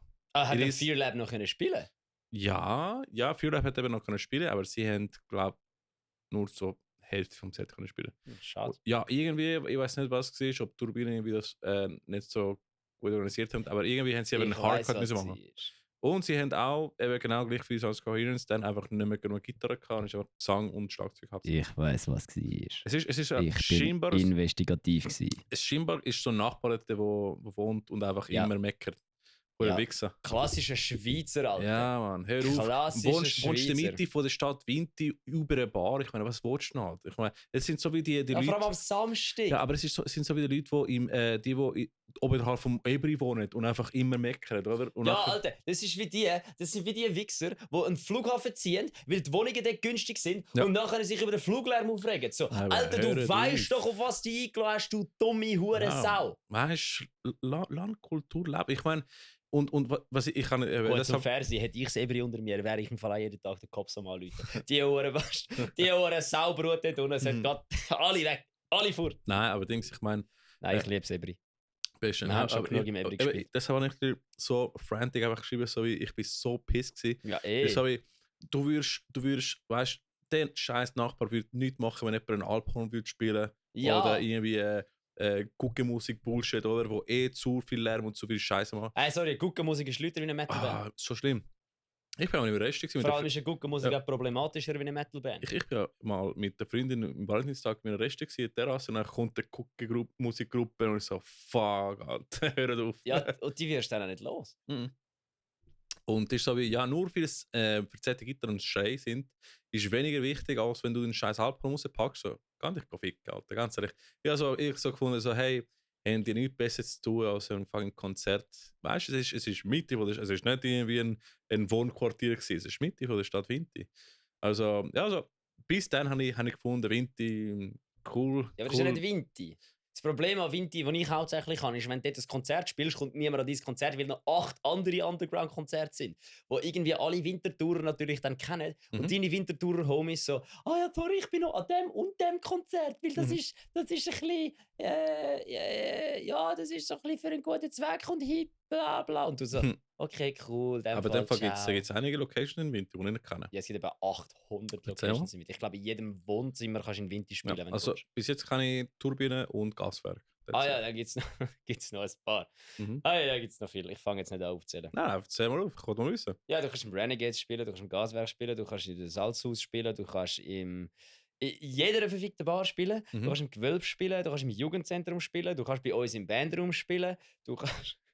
Wir Bist du haben das Bandroom in Vinti? wir haben noch nie ein Konzert im Bandraum Winti gemacht, nein. Ah, Sicher schon ein Bandraum zu Winti. nicht gewusst. Also, wieso, darum behaupten wir ja ständig, wir sind eine Ja, ich Winti-Band. meine, sie sind in Bühler gekommen. Die Hälfte von uns kommt aus Winti. Mhm. Mhm. Du Alright, kannst im Winterthur Renegades Band. spielen, du kannst dort spielen, du kannst in der Ja. Altstadt. Du kannst auf etwa 8 verschiedenen Bühnen spielen während der Mhm. Musikfestwoche Ja. in der Altstadt. Mhm. Das ist, du bist du schon mal an der Musikfestwoche gewesen? Nein. Gehen wir das Jahr? Gehen wir einfach an den an den Gratistag? Haben die nicht versucht, den pushen, dass sie mehr Metal-Bands bringen? Ja, das hat glaube ich nicht funktioniert. Nein? Anyway, können wir ist doch. gleich. Ist doch Bringen gleich. ein bisschen mehr Metal, ist Teil von der Kultur, Alter. Genau, es ist auch Teil von der Kultur. Vor allem hat Gehen wir Vinti gut. sau viele Metal-Bands. Vinti hat nicht nur eine... Vinti hat nicht nur Hipster-Bands. Ja, gehen wir Vinti- protestieren. Vinti hat nicht nur Grunge, Alternative Rock und Hipster-Bands. Vinti hat auch saumässig viele Metal-Bands. Ja, absolut. Genau, eben, von dem her, wir müssen zusammen an die Musikfestwoche gehen. Ja. Alle Metal-Serval-Anloser gehen an die Musikfestwoche an den Gratistag. Wann ist die? Das ist 2 Wochen lang halt. Aber wann? In der Sommerferien. Juli? August? Ich weiß es nicht. September? Ich weiß es nicht. Irgendwann im Juli, August umeinander. Alright, cool. Ja, gehen wir. Also ich weiß schon dabei. Und es ist das letzte Wochenende, dort musst du am Samstag und Sonntag oder Freitag und Samstag zahlen. Sonst ist es immer gratis. Und das spielen auch während der Gratis-Abend im Fall amigs nur Ja. kleine Acts. Mhm. Das ist wirklich geil. Ja. Also muss ich sagen, Musikfestwochen sind cool. Alright. Das. Dann, was haben wir sonst noch gemacht? Ich habe gehört, du hast gestern noch Warte schon. Wir sind noch, ich bin dort gewesen, am Konzert. noch nicht fertig. Nein, und dann, ich bin auch so gescheit, weißt, ich versuche, wenn ich ein Konzert kann mit Metal Serval, immer ein Foto oder ein Video machen. Gut, Video nicht, weil meine Audio scheiße ist, aber ich mache Foto. Was Wo Audio verschwommen- Scheiße, kann ich nicht. Genau, wo verschwommen ist. Und nachher, weißt ich versuche Bands zu taggen und Dinge Sachen. Aber nachher bei vielen bin ich schon so besoffen gewesen, ich habe vergessen, das Foto zu machen. Und ich bin noch wieder mit, weißt ich bin alleine gewesen und ich einfach. Es haben mega viele Leute erkannt vom Podcast, haben mit einfach eine Schnurren, weißt du, von den Bands natürlich, weil wir haben schon. Was hast du gerade gesagt, du hast sie beleidigt oder du bist alleine gewesen? Nein, ich bin alleine gewesen. Aha, ich habe verstanden, ich bin beleidigt gewesen und Nein, habe mit mega viel ich bin alleine fuck. gegangen und ich habe einfach, weißt du, random mit Leuten angefangen zu reden. Weißt du, von den Bands haben wir noch geschnurrt, haben sie den Podcast gekannt, das ist cool, Ja, ein bisschen Connections. Und nachher habe ich noch einen Dude kennengelernt. Ist das erste Mal passiert, dass ich jemanden kenne, der Whitehead kennt, aber Du kennst ihn nicht. genau. So wie, oh shit, alright, cool. Wer ist es? gewesen? Flo, heisst er, glaub's. Ich kenne keinen Flo. Hey, keine Ahnung, ich habe ihn auch nicht gekannt, aber cooler Dude. Sorry, Flo, Haben wir falls ich angefangen- dich kenne. Ich kenne dich, glaube schon. Ich Weißt weiss du, jetzt ist nicht, cool. von Haben wir wer angefangen, so Hardcore-Bands zu zeigen, haben Kopfhörer gegeben, weißt du, einfach Bands, die ich nicht kenne. Mega cool. Ich liebe den Scheiß. Es ist so typisch so Shit, wo du machst außerhalb vom Ebri, wenn du neue Leute kennst, oder? By the way, wenn du Ebri von Vinti willst, gehst du ins Renegade. Mhm. Alright. Sind ihr dort noch gewesen? Nein. Ah. Nein. Sons of Koreans sind in eine Thai-Karaoke-Bar gegangen. Und scheinbar war es noch eine recht lustige Afterparty gewesen. Ich bin noch schnell mit Fear Lab Boys. sind sie in einer Karaoke-Bar. Ja, ich bin noch mit Fear Lab sind wir in einen englischen Pub gegangen, noch saufen und über die Musikszene lästern. Und das war lustig gewesen. Ja, 4 Labs sind geile sicher. Also alle das sind mega cool gewesen. Wirklich coole Bands, coole Leute. Das ist das Beste, Das oder? sind saugute Musiker, Alter. Mega. Mhm. So, Voll. wir haben mit ihnen gespielt und ich habe mir nur so gedacht, so, okay, und wir Amateure dürfen mit euch spielen. Ja. Nein, die haben auch mega Freude gehabt, dass sie endlich mal die Band sind, die zu Versus passt. Ja, Mann, geil. Das hat echt Spaß Shoutout gemacht. Das an war wirklich Fear Lab. geil gewesen. Nein, ist cool, gehen Fear Lab hören, gehen Sons of Korean checken und gehen Radio Strange auch gucken. Und Whiteout. Gehen Whiteout. Und die raus. Versus checken, die Wintertour Number One Band, weißt Der einzige, also wir sind nicht Winterthur Number One Band. du? Ja. Das sind Heathers oder, nein, Anger Management ist momentan die Winterthur Stimmt. Nummer 1 Sie Band. sind auch verbindet in dem Fall, alright. Cool. Ja, aber ich bin dort gewesen. Ist geil gewesen, weil dafür bin ich nicht am Greenfield gewesen, aber bei cool lokale Acts checken. Und jetzt bin ich auch ein bisschen kaputt, weil ich bin gestern Lautfest gegangen. So, Lautfest. Hat Ja. die beste Schweizer Metalcore-Band gespielt? Die Äh, zweitbeste Schweizer Metalcore-Band, sorry. So, einer der besten Schweizer Core Metal Bands hat definitiv Eine von den gespielt. Top 3 mit Schweizer Ja, ja, Metalcore. also eben, es hat alles angefangen, Once Upon a Time um 4:30 am Abend. Ich bin noch im Büro gewesen. Ja, Ich hatte Homeoffice gehabt und ich sehe Mhm. so als Insta-Stories Expello spielt. Ich Mhm. so. Ja. Zum Glück habe ich kein Ticket gekauft, ich hätte es verpasst. Mhm. Ich bin extra früh vom Arbeiten rausgegangen und ich arbeite in Hartbruck, von dem her ist näher gewesen. Ist ein Mixtra gewesen und ich habe dann Expello noch gesehen. Recht geliefert. Sound, ich muss sagen, Sound ist der Shit gewesen. Recht gut abgemischt, richtig heftig. Es ist ja nicht der Komplex. Ja, und es hat dann noch recht viele Leute gehabt, dass wir das früher war. Natürlich, je später es wurde, ist es mehr Leute nachgekommen. Aber wir haben gemerkt, es ist ein Prog-Metal-Publikum. Also es ist, ich bin sehr froh gewesen, es hat keine Violent Dancers gegeben. Die sind heim geblieben, zum Glück. Und, aber es sind recht viele Leute gemoscht und Circle Pits gemacht und so. Eben dann nach Expello sind die Zürcher Band Wirrwurm gekommen, die auch geliefert haben. Das ist aus Zürich. Ja, Zürcher Band, ja. Crazy shit. Ich glaube, es sind Zürich. Aber Wirrwurm sind heftig. Sehr gute Tech Death. Mit ein bisschen Touch von Melodeath. Finde ich immer sehr nice. Und das war geil gewesen. Nachher hätten ursprünglich The Warning gespielt. Die Band von den mexikanischen Frauen. Aber Wo wir schon mal darüber geredet haben, wo Ja. recht problematisch viele Wegen alte Männer die Creepy Fans, ja. creepy Fans sind, Ja, wo die da Band ist- ganz sicher noch nicht 18 war. Ja, die Kommentare sind schon creepy gewesen. Und nein, stattdessen haben Paleface gespielt. Aber meinst du, weil keine cutie Mädchen auf der Bühne gestanden sind, haben die cutie Boys müssen auf die Bühne stellen? Da sind sie auch happy gewesen. Und nein, und das Coole war, Paleface sind ja mega sponti eingesprungen. Und die sind eben gerade, die haben auch auf der Bühne gesagt, sie sind ja am Probe gewesen und haben nachher einen Anruf bekommen, so aber hey, sponti einspringen. Und ist gerade passt, weil sie gerade können ihre Festival-Setlist können in Zürich zum ersten Mal spielen. Stimmt. Der Janik hat gesagt, er sei auf dem Weg als Hellfest. Ich habe Eben. gar nicht überlegt, er spielt ja wahrscheinlich dort. Eben genau, wir sind gesagt, sie gehen zum Hellfest und deshalb sind sie ja alles am Parat machen gewesen, und dann haben sie gefunden, easy, dann können wir, weißt du, so wie ich eine Probe in Zürich, weißt du, von was der Festival kommt, heftig abgeliefert, also brutal gut. Hey, Alter, Paleface ist ja, ich weiß nicht, ob wir das schon geredet haben darüber, aber die sind ja letztes Mal, was Vorband sind von Counterparts im Mhm. Kiff.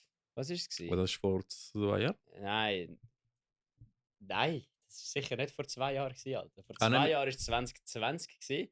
Dort haben wir Der- Corona gehabt. Nein, du Da hat meinst der Paleface ganz sicher nie nicht gespielt. 2021 haben sie schon gespielt. Alter, 2021 hat doch niemand gespielt. Oder ist es 22 Bruder, wo sie... 2021 ist immer noch Ah, Corona. nicht Kiff, ist Werk, wo sie im Werk gespielt haben.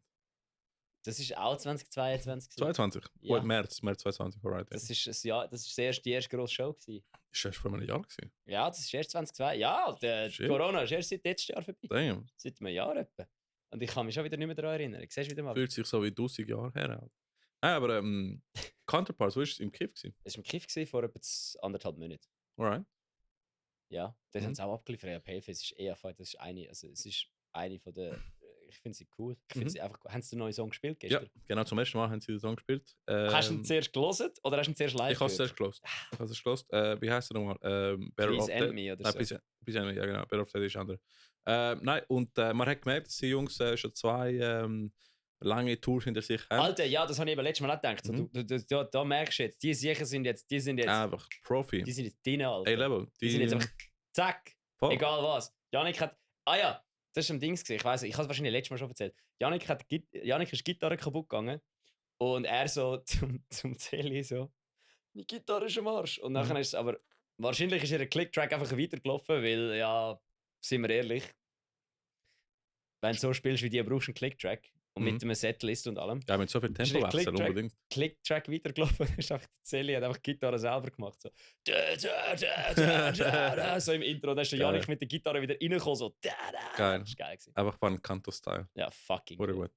Nein, aber eben, man hat gemerkt, die Jungs sind voll drin. Sie sind gerade vor vor fucking der Europa-Tour und US-Tour zurück, oder? Und sie sind im Garza-Podcast gewesen, das habe ich auch mega fucking Oh, den habe ich immer noch nicht geschaut. Oh, du musst hören, ist geil. Nein, aber ich meine, Mach ich morgen im Office. der Joe Rogan von der Metal-Welt, Brudi, das ist voll geil. Und, Bist du der Joe Rogan von der Schweizer Metal-Welt? nein. Aber Nein. du hast auch über die gleiche Frisur. Ah, stimmt, ja. Glaskopf, ja. Alright, das stimmt. Nein, und, In dem Fall bin ich der Theo Von von der Schweizer Metal-Welt. Ja, ich laber auch über die gleiche weirde Scheiß wie der, von dem her passt schon. ist ein guter Vergleich. Andrew Schultz, würde ich sagen. Bist du Andrew Schultz? Nein, der hat kurze Haare. Brudi, sorry, für den Andrew Schulz bin ich wesentlich zu wenig gebildet. Alright. Nein, also, ja. Theo Von gefällt mir, das ist ein lustiger Vergleich. Alright, nein, und dann. Weißt du was? Ich habe auf Instagram habe ich so mal mein Profil durchgegangen, also mein Privat, und dann habe ich so gesagt, was ich alles mache. Und dann habe ich mich einfach der Poor Man's Finn Kliman genannt. Das ist eine Referenz, die ich nicht kenne. Der Finn Kliman ist so ein deutscher. Snowboarder? Nein, der ist ein YouTuber.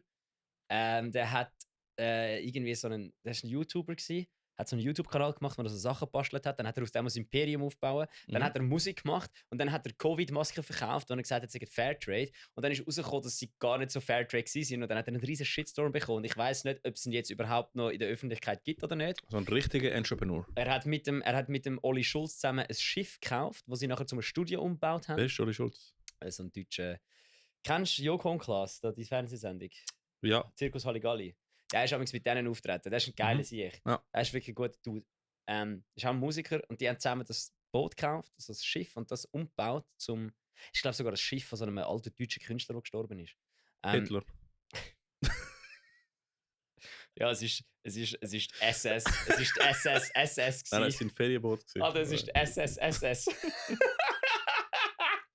Es ist nicht SS Motorboat, es ist SS. Alright, von einem alten deutschen Künstler. Ja, auf jeden Fall. Und das haben sie gemacht, und der macht einfach auch, durch das, dass er so YouTube er hat mit so Handwerkvideos angefangen, er bastelt so Sachen. Dann hat er sich so ein riesen Ding gemacht, dann hat er dort ein riesen Imperium aufgebaut, irgendwie so das Klimansland gegründet, weiß ich nicht was. Und ich einfach so das Gefühl gehabt, ich mache so viel Scheiß und ich bin einfach nicht erfolgreich damit. I am the poor man's Finn Kliman. Und ich finde das super. Abgesehen davon, dass ich natürlich nicht Covid-Masken verkaufe und behaupte, sie sagen Fairtrade. Hätten wir den Podcast in Corona angefangen, hätten wir fix Masken gemacht. Übrigens, wir haben da Merch. Also wenn wir mal Sticker machen. Ja, unbedingt. Ich habe nämlich am Greenfield nur Reversi-Sticker und Janus Christus-Sticker gehabt. Hätte ich noch Taylor Swift Factory Racing-Sticker gehabt und Metal Servala-Sticker, wäre das so fucking. Weißt du, was wir müssen machen? Alter, ja! Sorry, Junge, Greenfield-Story. Ich habe die wichtigste Greenfield-Story vergessen. Welche? Die, wo ich dir extra eine Sprachnachricht geschickt habe davon. Der Tommy, die fucking Legende. Greenfield Festival. Wer auch immer fürs Catering zuständig ist. Der Dominik, der während Touche Amor, wo während dieser Band bei der kleinen Bar hinten gestanden ist, der sich hat Kopfvertelli ein Ticket für nächstes Jahr verdient, gratis, ohne dass er schafft. Das ist der geilste Sieg ever gewesen. Wirklich jetzt. Der hat ein Bier geschenkt, oder? Also, hat mir nicht ein Bier geschenkt. Das ist viel besser. Das ist die beste fucking Story von dem Festival. Weil wir sind Touche Amor schauen, es hat geregnet, es war geil gewesen. Der Janis und ich haben ein Bier holen. Was spielt Touche Amor? So The Feels Are Reals Hardcore. Okay. So. Emotional Wie Lexi sagt, mein Herz brüllt, aber es ist gut. Right. Und dann sind der Janis, also der Janus Christus und ich sind angestanden zum Bier holen. Und ich habe so eine Karte für ihn genommen und sich so gezahlt. Und der Janis so, hey, darf ich die nächste Runde zahlen? Und der andere hat das verdammt gut gefunden. Der andere so, boah, ihr seid ja mega höflich, ihr seid ja mega nett und so. Und dann sind wir mit diesen 2 Bier zurück, und dann habe ich gemerkt, dass ich vergessen habe, der Lexi ein Bier zu kaufen. Weil wir mit Lexi unbedingt mal im Podcast einladen. Ja, lexliana.musik. Und was ist die andere Page? Das ist die wichtige. Lexliana Fotografie. Hochzeitsfotografie, Bro. Falls einer von euch heiraten will und nicht... Falls irgendeiner von euch heiratet und nicht Lexi als Bandfotograf, als Hochzeitsfotograf nimmt. Hast du verloren, Bruder? Hat der Unfollow des Podcasts gang heim. Weil du verpasst etwas. Anyway, dann sind wir zurück zu der Lexi und ich habe vergessen, der Lexi das Bier holen. Und ich so, oh shit, und ich bin wieder zurückgerannt. Und dann hat er mich gesehen, so zurückzurennen kommen und schaut mich so an. Und ich so, ja, ich habe eine Kollegin vergessen. Und er so, oh no. Und dann bin ich angestanden und dann hat er mich bedienen. Und ich so, nein, nimm die sind alle vor mir dran gewesen. Und dann er so, oh, okay, easy. Hat die andere bedient, hat mich gefragt, was ich wollte. Ich so, ja, ich habe das Bier für die Kollegin vergessen. Dann zapft er ein Bier, stellt es mir an, nimmt das Kartengerätchen, aber leitet mir das Kartengerätchen nicht an. nimmt so sein eigenes Portemonnaie führen, Mhm. nimmt eine Karte aus seinem Portemonnaie und zahlt mir das Bier von seinem Ja, ist eigenen schon mega Geld. lieb. Mhm. Alter, Domi, wo an dem Huren, ich weiß nicht, es ist der Stand, der Bierstand bei der kleinen Bühne hinten. Bei Tusche Amore. Also, das sollte lange, dass ihr herausfindet, Mhm. welcher Domi das war, der geschafft hat. Ja. Der sehe ich. Alle im Greenfield, gehen alle. Alle ihr, die da zuhören, alle 5. Mhm. Geht zum Greenfield Instagram-Account und schreibt ihnen, gebt einem Domi ein Ticket und dann taggt Metal Servala und das Greenfield. Ich habe leider keine Hotelnummer, ich habe leider keine Adresse, ich habe nichts von dem Domi, ich habe nur den Namen. Ich habe ihn gefragt, wie der heißt, er hat gesagt, er heißt Domi, also Dominik. Ja. Alle, Also Dominik. alle, schreibt ihnen folgendes: Dominik, Duschamor, Bierbar. Der braucht ein gratis Bier. Ja, Nicht ein gratis Bier, der braucht ein Greenfield-Ticket für nächstes Jahr. Ja, Weil der sich hat sich's verdient. Das ist wirklich, der Dude ist eine Legende. Der Domi der bekommt von mal. Greenfield. Der bekommt mal. Falls Ja. irgendeiner, der dazu lässt, den Domi kennt, bitte sagt ihm, dass er soll uns schreiben auf Instagram oder auf E-Mail oder irgendwo. Sagt ihm, dass er uns soll schreiben, weil ich will, dass der Domi VIP-Access bekommt an unsere nächsten Konzerte. Ich will, dass der Domi einfach alles bekommt. Der Domi ist der beste Ja. Mensch auf dem Planet. Weil er hat einfach das Gefühl gehabt, er hätte noch nie so nette Leute an einem Festival Ja. gesehen, darum hat er mir das Bier gezahlt. Ja, der bekommt sicher ein Bier von Der uns. noch. Domi ist eine fucking Legende. Und dann hat Lexi das Gefühl gehabt, er sei der Domi von meiner Band gewesen. So. Nein, der ist zwar auch eine Nicht Legende, der aber Domi. nein. Nein, aber wo bin ich gewesen? Lautfest. Genau, Yes. sind wir am Lautfest. Ja, wir sind am Lautfest gewesen, ja. Eben, ich meine, Perfect ist cool gewesen. Dann, wer ist Born of Osiris? Ja, Born of Osiris ist fucking legendär gewesen. Ja, eine von der besten Live-Bands, die ich gesehen habe bis jetzt. Krass. Voll. Ja, wenn du die fucking Machine Sweeps kannst live spielen, ist einfach brutal Ja, geil würde ich gewesen. nie können. Aber, das ist mega schade, weil Sveti Fire of Fate ist am Tag vorher in Genf gewesen. Ja, Sie hat nachher ein Foto gemacht mit der Setlist. ja. Und dann habe ich leider gesehen, sie spielen nicht Follow the Signs. Und ich bin durch gewesen. Aber du, es ist auch wieder an dem Konzert auch dabei gewesen. Schade, das Sveti. Das Wetter ist das Beste. Voll. Und, aber da habe ich gewusst, sie spielt als letzter Song Machine. Und Machine ist einfach fucking sick. Und eben, mega cooles Konzert gewesen. Dann Hacken, wo fucking coole Händler hatten. Und recht gute Proggy-Musik. Und Ginger sind einfach heftig gewesen. Da habe ich, Ja, schon heftig. Ginger halt. Mm. Sind brutal gut gewesen, kann man sagen. Okay. Ja. Ist gut. Mhm. Glaubt ihr das jetzt? Nein, sie sind ja gut, das ist einfach nicht meine Musik. Es ist. Hättest du den Mix gehört im Fall? Brudi, sie haben in der Samsung Hall gespielt. Ja, ist sicher nicht so gut der Mix wie Mix. Nein, aber einfach hure gut. Und ja, das war Lautfest gewesen. Da bin ich gestern gewesen. Und bin immer noch ein bisschen kaputt gegangen. Ja. Aber das war mal ein Recap von mir gewesen. Mehr als also nicht gemacht. Montag sind wir gebouldert. Du bist richtig am Arsch gewesen. Ja, aber ich bin trotzdem weniger am Arsch. Du bist gewesen wie ihr, Alter. auch so gescheit. Du kommst vom Greenfield und gehst zuerst mal ins Gym. Und nachher am nächsten Tag bouldern. Und ja. Sorry, ich habe jetzt eine Mission. Mhm. El Toni. Ah, Der ja. Mike und ich, wir sind zwar nicht erfolgreich, wir sind nicht wirklich ambitioniert und wir sind keine Profis, aber wir nehmen es ernst. Wir fahren die Rennen im Fall richtig. Mhm. Wir sind beide, haben wir gesagt, wir gehen nie in unserem Leben ins Gym. Wir gehen jetzt beide ins Gym, dass wir bei diesen Rennen nicht sterben. Von dem her, Musst ein bisschen erklären, Amix. Welche Mike von mir haben kann so viel Mike? der Mike was? Der Mike, unser Kameramann Mike, unser Vom- Außenreporter Mike, Vom, Folge 10 Mike, vom Motocross, nein, ist nicht Motocross. Der und wie ich heißt fahren ja Sport? Enduro Mountainbiker Rennen. jetzt Enduro im Sommer. Mountainbike Team, Taylor Swift, Genau, Black Metal. wir Nein, heißen Taylor Swift Factory Racing. das, ja. Und wir suchen einen Jersey-Sponsor. Wir haben El Toni schon tagged. Ich hoffe, Mhm. dass El Toni unsere Jerseys sponsert. Unbedingt.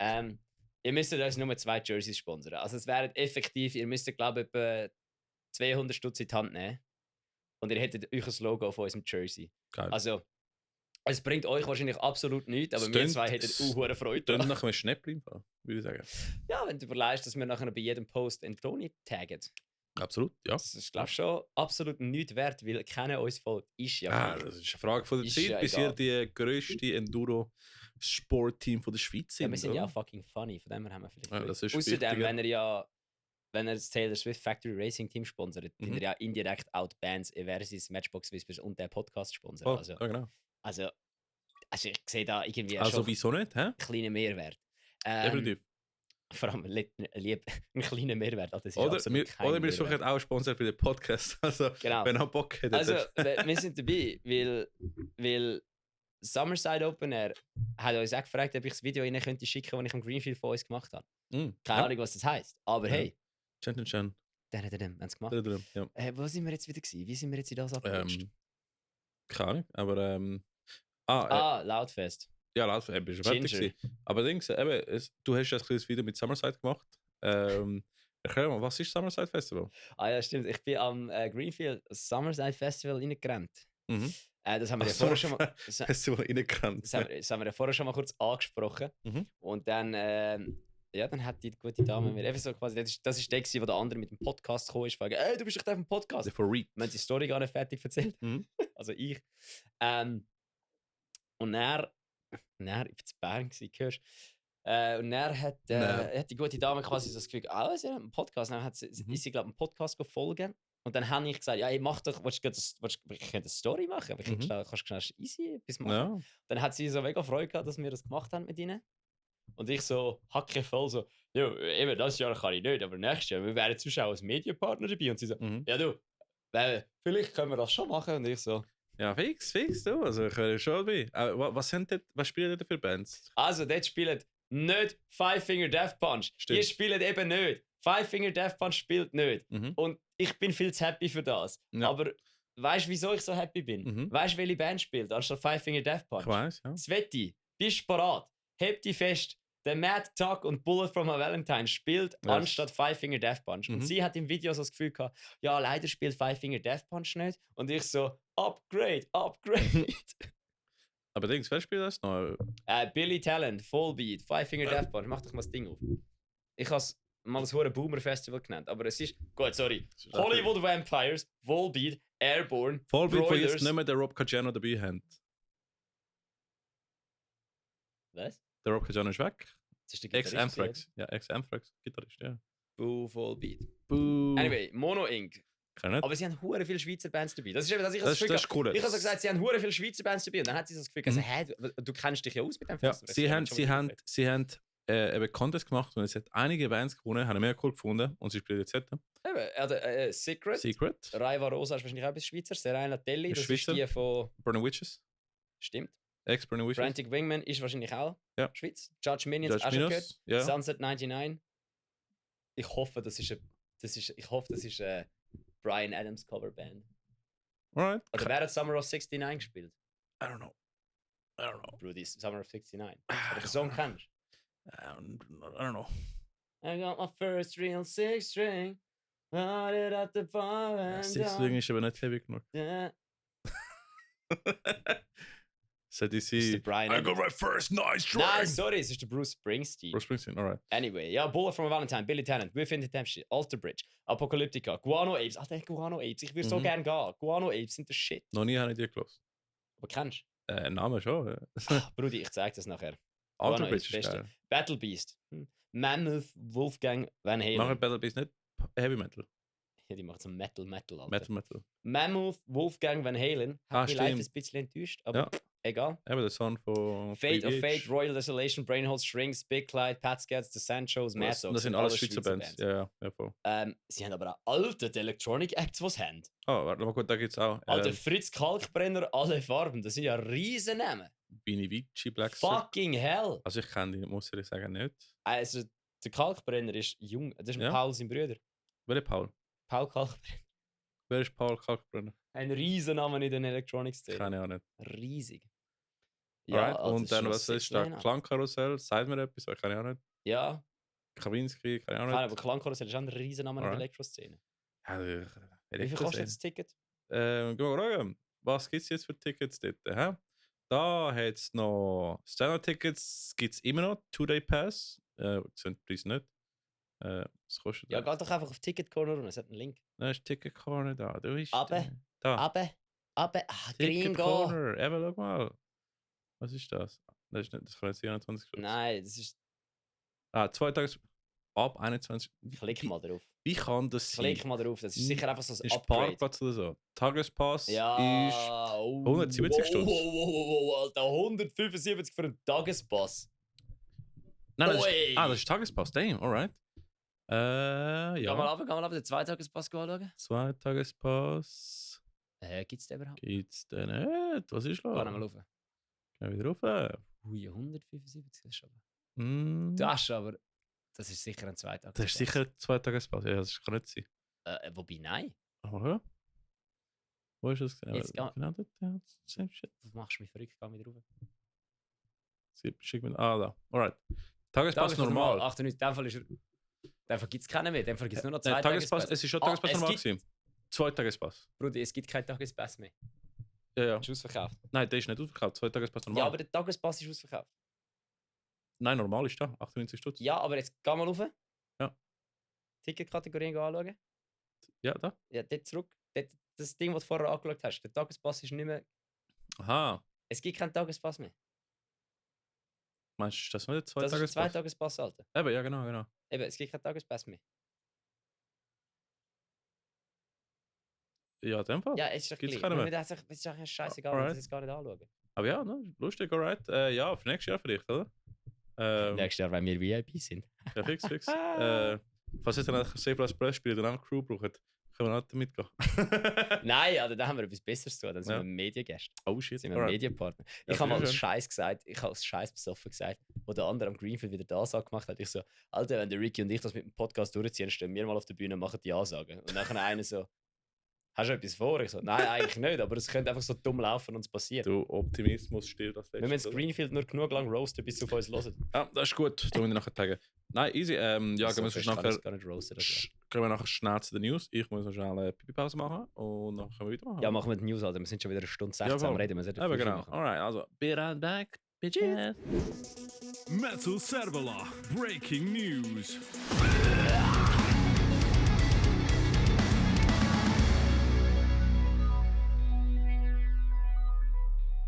Ich meine, ich können sagen, dass wir schon aufnehmen sind. Das ist ja ganz dumm gewesen. Ja, Okay. Schneide ich natürlich weg. Ja, hoffentlich. Hey. Oh ja, das Alle so, das hat er wir gesagt, erst das hat er kann nicht. gesagt. Aha, nein. Das hat er gesagt. Nein, aber ja, wir sind back mit den News. Wir haben keine News. Doch, wir haben Wir haben keine News. Also, ja, News an sich selber nicht, aber Konzert schon. Weil letztes Mal haben wir so viele Konzerte gesammelt, dass wir, Wir haben sie aufteilt. weil wir haben gefunden, easy, jetzt kommen mal die Konzerte, die im Juli und später kommen. Und ja, kannst du mal anfangen, wenn du willst? Ja, Alter. Das erste Konzert. Am 1. Juli im Mhm. Bruch Brothers Luzern. Mhm. Days of Ruin, D-Class und Path of Wrath. Yes. Was machen die für Musik schon wieder? Days of ja. Ruin ist Dings. Das ist Dings. Dirty the Sorrow. Nein, das ist nicht Dirty the Sorrow. Das ist Schweizer Unearth. Schweizer Unearth, stimmt. Also ja. richtig guter Sound. Mhm. Dann nämlich die anderen zwei machen auch hässige Musik, Alter. Ja, ich glaube auch. Geil. Nachher haben wir auch Bruch Brothers, Woche danach. Am 8.7. Ritten by Witches, 1 Minute to Die und Ditch Warden. Übrigens, das sind die Crusader Meme Lords, die einfach Sonar Memes machen, einfach mit Crusaders statt Goons. Finde ich sehr lustig. Fucking Gute sick. Branding, sehr gute Branding. Und Maniac, also eben, ich weiß, Ritten by Witches machen Deathcore, glaube ich. 1 Minute to Die, weiß nicht, aber du, gerne mal die Crusader Meme Lords schauen. Ich meine, why not? Ich hoffe, sie spielen mit dem scheiß Crusader Helm. Sonst wäre ich schon pisst. Mhm. Oh mein Gott. Also das ist am 8. Juli. Ich habe gerade gesehen, ich muss eine Band hören. Ja. Verrat. Das ist Crust Metal aus Wien. Und wenn ich Ja. etwas gelernt habe, Aha. ist Crust Metal sick. Weil die einzige andere Band, die ich kenne, die die Musik richtig macht, ist Black Breath. Das ist auch unnötig Ja. hässig. Alright, ja. Musst du mal Eat the Witch von Black Breath hören. Das Mhm. ist einfach, es ist geil. Es ist wie wenn so hässige Musik einfach so richtig hässiger produziert wäre. Es klingt einfach so, wie wenn einer in einer Garage einfach eskaliert. Aber so wie Hardcore HC mit Black Metal Produktion. Hey, keine Ahnung, Alter, ich weiß es nicht. Das ist auf Alright. jeden Fall geil. Die Mhm. Verrat aus Wien spielen mit Written by Witches, wo Deathcore machen, Mhm. Unified Move und People Die at the Fair. Yes, also HC mit Deathcore mit Cross Metal. Geil. Spannend. Das ist in Vinti. Hey. Wo ist das in Winter genau? Weiss Wir werden ich es nicht. herausfinden. By the way, Ja, People Die at the Fair. Ja. Ihr Produzent. Der Luke, ja. seit dem letzten Podcast von Josh und Brian wage ich mich nicht mehr seinen Nachnamen auszusprechen. Was hast du gesagt?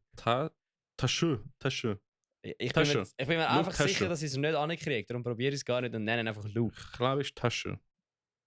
Es ist auf jeden Ich Fall, weiß noch, es hat. es ist auf jeden Fall sicher nicht Taxi. Nein, aber es ist nicht. Es hat wie Japanisch tönt. Tasche. Und Du siehst gerade aus wie so ein alter Sensei. ja. Und nein, es ist im Grüntal 1 in Winterthur. Das ist eine Adresse, Alter. Das Eben, ist, gell? das ist eine Adresse, eben, das ist ist- nicht ein Schuppen. Ist das ein fucking Egal, die im Heimkonzert, Grüntal weißt du? 1 Winterthur. Eben. Hässige Musik, Schlägli-Musik. Ich meine, ist kein Club oder Alter, so. das ist sicher auch so ein besetztes Haus, Mann. Fix, ja. Dann, weiter. Etwas, was mir sehr am Herzen liegt. Vom 11. August bis 12. August Mhm. ist Open Air Cavalia. Gewaglich. Open Air Cavalia. Falls ihr euch fragt, was Open Air Cavalia ist, es ist das schönste Festival von der Schweiz. Es ist schöner als Greenfield. Ja, ich habe es gesagt, es ist schöner als Greenfield. Was macht es so schön? Brudi, es ist in Cavalia. Was ist Quali? Das ist im Buschlaf hinten. Was ist Auf Buschlaf? 2000 Meter oben. Beim Bernina Pass. Eine Ebene. Sagt mir alles weniger und weniger. Ich bin nicht in den Bergen. Ja, Nie aber Berge. eben, es ist einfach, du musst einfach googlen, Bernina Pass, das ist dort, wo. Kennst du die Swiss Tourism Memes, wo so der Zug über so eine schöne Wiese fährt und dann im Winter ist die ganze Wiese weiß und es hat so Seen nebendran und Schnee? Alright. So der rote Zug, der so durch ein wunderschönes Gebiet fährt. Der in Rosa. Nein, eben nicht der in Rosa. Alright. Nein, Weil weiss nicht. der Zug, der auf dieser Werbung drauf ist, fährt dort durch. Wo ist das? In In Graubünden, alright. in Poschiavo. Städte, wo Reed spielt. Nein, absolut nicht. Ist nicht, ist falsch. Das ist komplett die Ich hab andere gemeint, Ecke. Dort redet Graubünden. sie Italienisch. Ich habe gemeint, aha, alright. Ah, okay. Es ist nicht im Falsch. ja. Tessin, es ist in Graubünden. Sie reden Italienisch. Alright. Es ist Graubünden, das ist so ein Zipfel, der runtergeht. Es ist dort in diesem Zipfel rein und es ist wirklich, es ist das Schönste. Ich kann es bezeugen. Eversis hat schon zweimal dort gespielt. Einmal Ja. sind wir sogar Headliner gewesen. Hm. Vielen Dank. Absolut geil gewesen. Wir würden gerne mal wieder kommen. Wir sind absolut nicht mehr quasi die Musikrichtung. Also unsere Musikrichtung ist absolut nicht euer Zielpublikum, aber ist ja gleich. Wir würden gerne nochmal kommen. Du, wenn ihr schon mal Headline habt, oder? Dann Ja, aber das ist das erste und das zweite Mal gewesen, weißt du, wo Ja, sie noch das- einfach händeringend Bands gesucht haben und ich halt einfach den Marco kenne, der das mitorganisiert. Ja, du? Aber es war geil, gewesen. Das ist wirklich auf 2000 Meter oben in der schönsten Bündner Berglandschaft. Wenn die Sonne untergeht und es schön ist, siehst du so viele Sterne wie noch nie, weil dort oben einfach kein Licht hat. Mhm. Während wir gespielt haben, war es 0 Grad. Gewesen.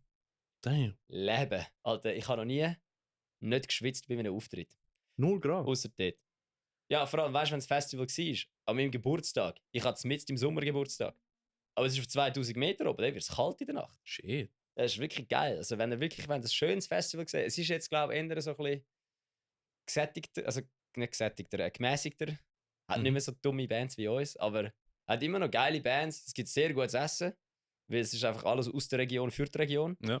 Und ja, Open Air Cavalia, sau geil. Dort habe ich Gin kennengelernt, Gin lieben gelernt.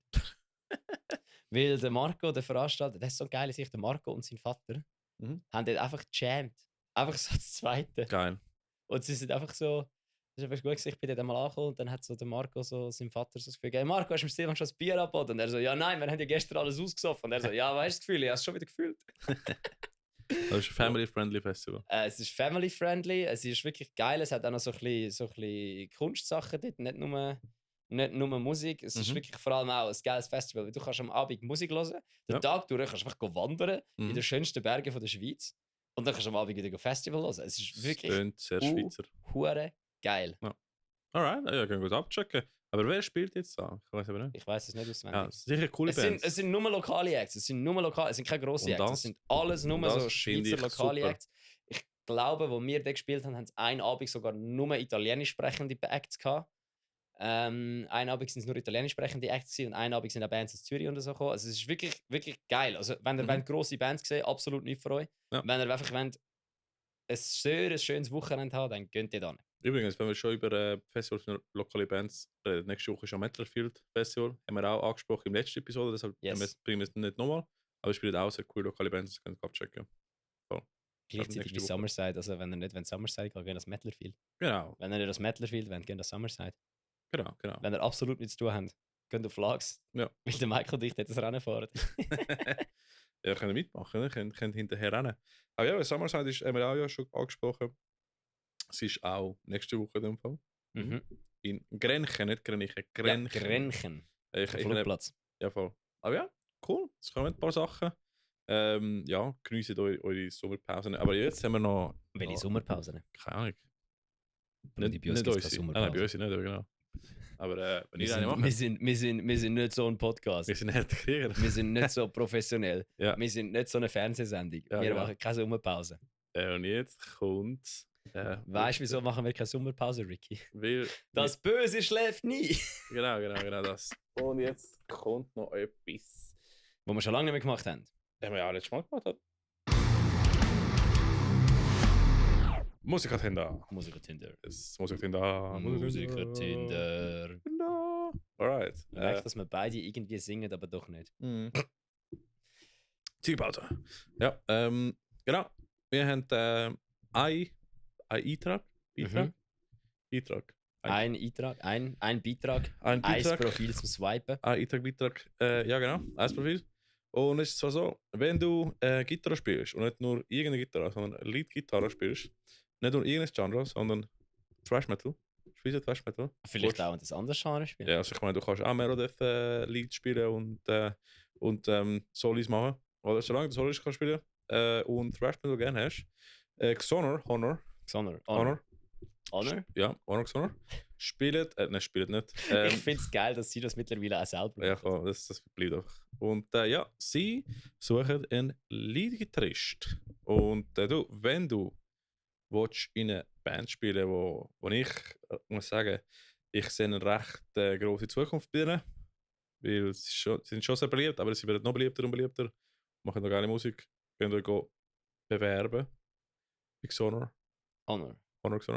Honor. Ja. Und ja, eben, ich habe eben auch gesehen, sie bringen so einen Song raus. Ich muss einfach eine Ziege durch die Nase rauchen. Das ist, glaube ich, das Wichtigste. Weil das Das hat der vielleicht- Luca am Greenfield schon wieder gemacht. Ja, das ist eine Herausforderung, die wir machen. Nein, aber sie bringen auch jetzt eine neue Musik raus. Ich habe gesehen, sie bringen glaube ich 2 neue Songs raus.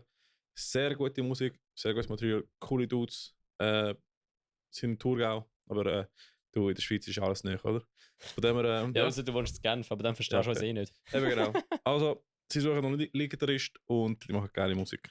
Also, wenn du einer bist, go for it. Genau, Janus Christus sucht, glaube ich, immer noch einen Schlagzeuger für seine Beatdown-Band. Ja, da bin ich auch gespannt, was da passiert. Und ja, that's it. That's it, oder? Das ist es Mhm. gewesen. Wir haben jetzt schon wieder einfach 1,5 Stunden geschnurrt, obwohl wir gesagt haben, wir Ja, haben kein voll. Material. Vielleicht werden wir nächstes Mal eine Band invaden. Aber who knows? Ach, Bruder, ich habe keine Zeit. Ja, ich auch nicht. Deshalb, wir sehen uns. Vielleicht sollte unsere Band invaden. Alright, tun wir uns selber Aber invaden. niemand. Ja, man könnte ja Proberaum Invaders bei Whiteout machen. Ja, können wir schon. Nein, die wollte ich nicht. Die wollte ich nicht auf meiner Couch haben. Du bist schon lang gewesen. Brudi. Ja, in diesem Bandraum bin ich schon ein paar Mal gesehen. Ja. Eben. Aber ja, Habe ich sehr gute Stunden bei Weihrauch, bei Räucherstäbli und Dunkelheit verbracht. ja, eben. Es macht tighter zum Spielen. Und ja, dann bedanken wir uns herzlich bei euch, dass ihr den Podcast gehört habt. Ja, genießt den Sommer, genießt die Festivals und wir sehen sich, liebe Leute. Oh, Tüdelü, ihr blöden Wichser. ciao, ciao.